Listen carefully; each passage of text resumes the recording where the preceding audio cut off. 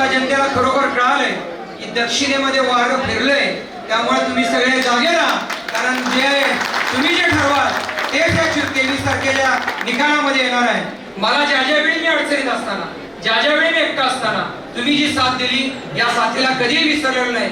तानाजी पाटलांनी सांगितलं, सरांनी सांगितलं की बाबा राजकारण हा त्यांचा धंदा आहे, पण समाजकार्य हा आमचा वारसा आहे. त्या पद्धतीने 14 अत्यंत कमी दिवसामध्ये मला तुम्ही जी साथ दिली, कमी वेळामध्ये जे कष्ट घेतले, जी ताकद लावली, हीच ताकद आज आपल्याला करायची आहे. कारण नुसते विकासाची बोट लावून, नुसते विकासाची दिशा दाखवून जी मतं घेतली, जे तुम्हाला फसवण्याचं काम त्यांनी केलं, कार्यकर्त्याला जी 2019 ते 24 जी झळ बसली आहे सर, ही मी विसरलेलं नाही. संदीप, मी विसरलेलं नाही, विसरलेलं नाही. कारण पराजय पचवून सुद्धा अडीअडचणीच्या वेळी त्यांचं नुकसान करणं ही विरोधकांची भूमिका आहे. 2019 ला ज्या विश्वासानं आपल्याला काहीतरी विश्वास दाखवून, काहीतरी खोट्या अपेक्षा दाखवून ज्यांनी नेतृत्व केलं, ज्या आमदारांनी केलं, त्यांनी सार्थ सक्षम बसवण्याचं काम तुम्हाला केलं की आपण इथं फॉर्म भरला म्हणजे संपलं नाही, आपली कामाची जबाबदारी संपली नाही. नुसतीच आमदारकी लढून ही आपण इथं संपत नाही आहे. पण त्याचबरोबर आपल्या ज्या निवडणुका आहेत, कोल्हापूर महानगरपालिका, जिल्हा परिषद आहे, वेगवेगळ्या विकास संस्था, वेगवेगळ्या सहकारच्या निवडणुका आहेत, या ठिकाणी सुद्धा आपल्याला एक सिस्टीम बदलण्याचं काम करायला पाहिजे की नुसती दिशाभूल करून लोकांची मतं घेतली पण विकास केला नाही.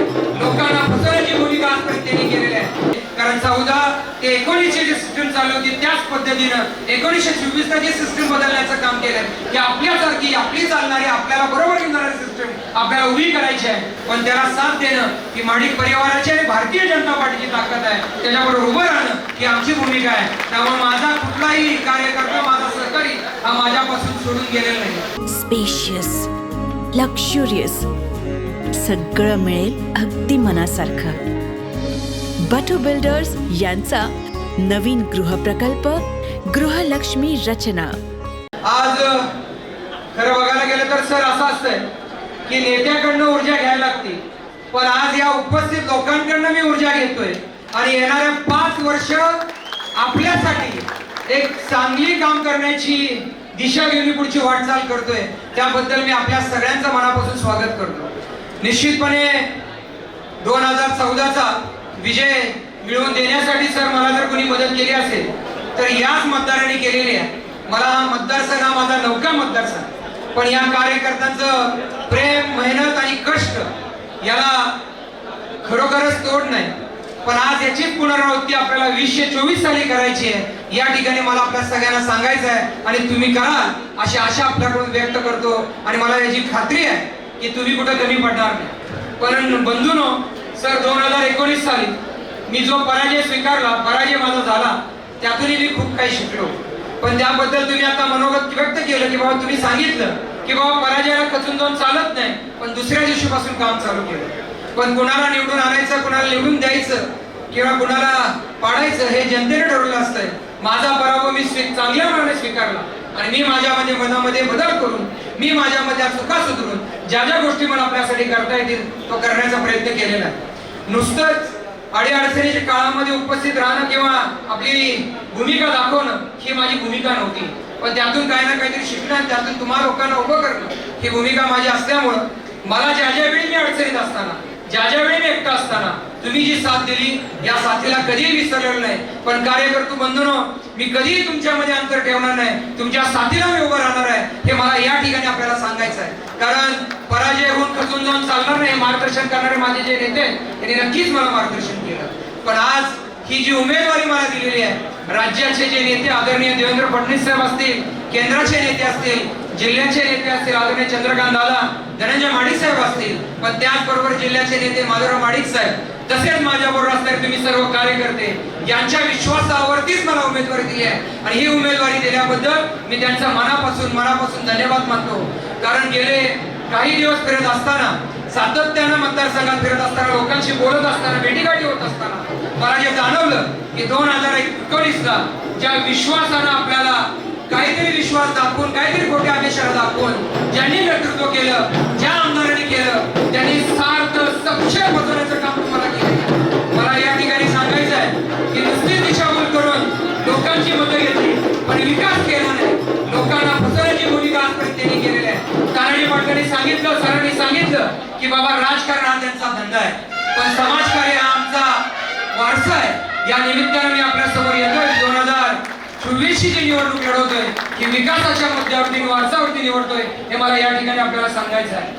कारण माझ्या बरोबर साथीला साथ देणारी माझी बायको ही सातत्यानं बरोबर आहे. खचून जाऊ नका, काम करा, जे चुकीचं आहे ते चुकीचं म्हणून सांगायला आहे, बरोबर आहे त्याला समोर जाणं ही तिची भूमिका आहे. मला खूप मोठी साथ दिली आहे. ज्या पद्धतीने तिची साथ आहे त्याच पद्धतीने माझ्या बहिणीची उपस्थित असलेल्यांची पण साथ आहे. हेही मी विसरलेलं नाही. तुमचा आशीर्वाद हा माझ्या पाठीशी आहे. मला कार्यकर्त्यांना आव्हान करायचं आहे, ज्या पद्धतीने 14 अत्यंत कमी दिवसामध्ये मला तुम्ही जी साथ दिली, कमी वेळामध्ये जे कष्ट घेतले आणि जी ताकद लावली, हीच ताकद आज आपल्याला करायची आहे. कारण नुसते विकासाची बोट लावून, नुसते विकासाची दिशा दाखवून जी मतं घेतली, जे तुम्हाला फसवण्याचं काम ज्यांनी केलं, या प्रवृत्तीला गाडण्याचं काम आपण 2024 साली करायचं आहे. कारण मला माहिती आहे की थोडे कष्ट आपल्या सगळ्यांना घ्यायचे आहेत. या कष्टाच्या बरोबर थोडीशी विचाराची जोड द्यायची आहे. आणि आपण ही जोड देत असताना, प्रत्येकाला बरोबर घेऊन जात असताना आपण प्रत्येकाला विचारानं घेऊन जायचं आहे, हे मला या ठिकाणी सांगायचं आहे.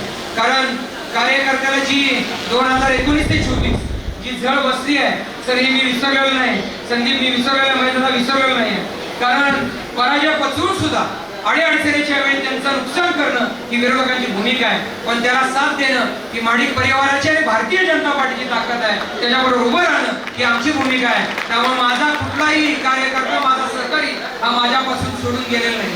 मला आज या ठिकाणी सांगायचं आहे की संपूर्ण जनता ही आपल्या बरोबर आहे. आज आपल्याला राज्य सरकारमध्ये जर 19 साली एका बाजूला जनतेनं जो कल दिलेला होता माहितीच्या सरकारला, तो बाजूला ठेवून त्यापेक्षा निर्णय या मोठ्या नेत्यांनी घेतल्याने आज आपलं सगळ्यांचं नुकसान झालं. पण 2 ते 2.5 वर्षामध्ये जो महायुतीचं सरकार राज्यामध्ये आलं, हे सरकार आपल्या सर्वसामान्य माणसाला बरोबर घेऊन जाण्याची भूमिका करते.